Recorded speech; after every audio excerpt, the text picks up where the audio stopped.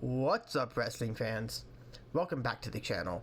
Today, we're diving into one of the biggest questions on every wrestling fan's mind. Is WWE finally worth your time again?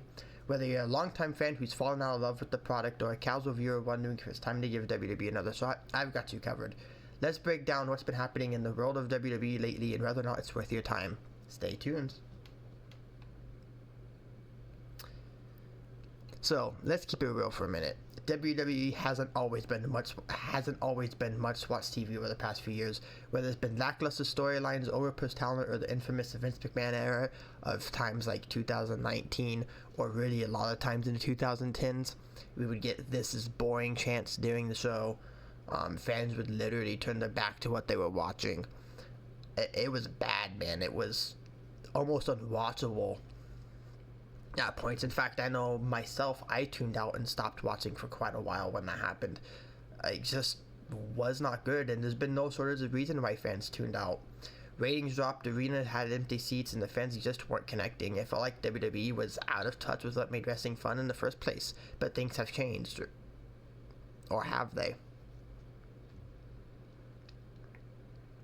So, now if you've been keeping tabs, you know that Triple H has taken over creative control.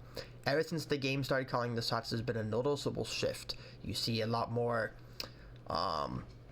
mid-card storylines actually matter. For the most part, I know me personally, I'm invested in just about everything that goes on in WWE right now. Any storyline, whether that's Pure Fusion Collective, I'm actually invested in that storyline. Like, there's really not anything in WWE right now that I'm not invested in, and a lot of that is just because of how much better the storytelling is, but we'll get into some of that a little bit later on in this video. Under Triple H's leadership, we've seen more focus on long-term storytelling, talent from NXT getting real opportunities, and overall better in-ring action. Let's talk about some of these changes. So first up, long-term storytelling is back in a big way. Take a look at the Bloodline saga, one of the best and most layered storylines WWE has done in decades. Sami Zayn's an emotional arc, Roman Reigns' dominance, it's storytelling that hooks you and keeps you invested week after week. I mean, man, the Bloodline story may be one of the best, if not the best stories I've ever seen. It's lasted, not the entire 4 years Roman was champion, or almost 4 years, but I would say the Bloodline story has been going on for about 3 years now, and they just keep finding a way to keep people invested in it, and it's absolutely incredible what they're doing. But that's not the only example of long-term storytelling that they've done. Rhea vs. Liv is a product of long-term storytelling. Lots of other stuff, so it's just crazy. When they eventually touched on Seth Rollins versus CM Punk at Mania 41, that's going to be an example of long-term storytelling. Look back to when CM Punk first came back at Survivor Series last year, and that's obviously kind of started before that because they don't like each other, but still, that's going to be over a year long build. So that's going to be an example of long-term storytelling. So overall, man, it's just been absolutely incredible. I personally love the long-term storytelling. I still think to this day a lot of WWE fans are too short-sighted, which that may be a separate video on its own, to be completely honest with you. That might be tomorrow's video, so stay tuned for that. So next up, we've got fresh matchups and new stars stepping in the spotlight.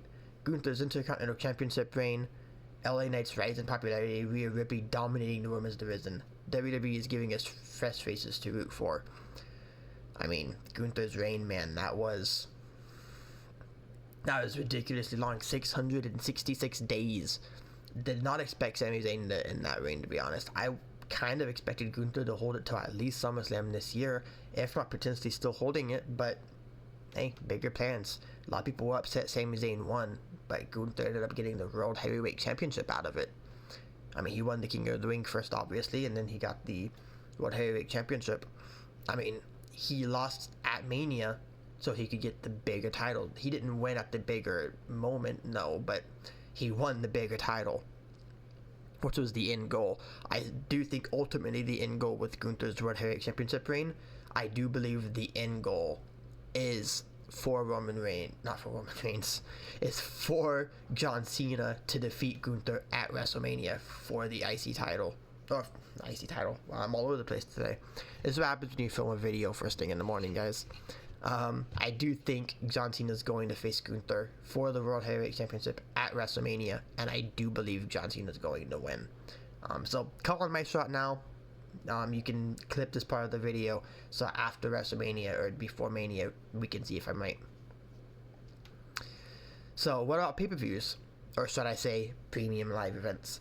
If you skipped the last few, you might be surprised to hear that WWE's big shows have actually been delivering. WrestleMania 40 was an absolute banger with moments like Sami defeating Gunther, Cody finally finishing his story against Roman Reigns, and the epic return of The Undertaker. Man, I marked out when The Undertaker came out. That was wild. That was the best 10 minutes in pro wrestling history.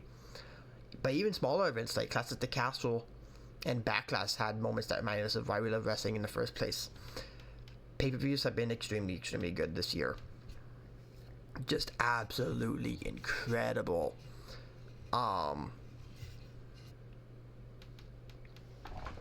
So there's not much to really say about that. I don't think we've had a bad pay-per-view. We've had some that were like, 7 out of 10s, but the vast majority of them, in my opinion, have been 8 or 9 out of 10s. With WrestleMania 40 being the last one I gave it 10 out of 10 to. More specifically, WrestleMania 40 Night 2. That one got a 10 out of 10 for me. In terms of pay-per-views, it just really does not get better than what we got Night 2 at WrestleMania 40. Of course, we can't talk about WWE without addressing the competition, AEW. AEW brought up a lot of lapsed fans back into wrestling with its fresh indie-style approach, but now WWE is stepping up its game and it's starting to feel like a true competition between the two brands. Whether it's better match quality or unpredictable storylines, WWE seems more focused on giving fans what they want. So, is WWE finally worth your time again? I'd say yes, with a few conditions. If you love long-term storytelling, strong character work, and big match feels, then now's a great time to jump back in. Triple H has done a great job revitalizing the product, but if you're all about high-paced, no-nonsense wrestling action like AEW, you might still find some of WWE's pacing slow at times. Although, admittedly, gotten a little bit better with the 2-hour show. However, it still feels like they were able to slow Raw down. So, if you just wanted a 2-hour show over a 3-hour show, here's your reason to jump back in. Just don't be upset or disappointed or shocked when WWE goes right back to 3 hours during Netflix, because I still believe that's going to happen. That said, WWE is absolutely on the upswing and it's definitely worth checking out. Alright guys, that's my take. What do you think? Is WWE winning you back, or do you still need more to convince you to start watching again? Drop your thoughts in the comments below, and don't forget to smash that like button if you enjoyed the video. Subscribe for more wrestling content, and I'll see you in the next one. Peace!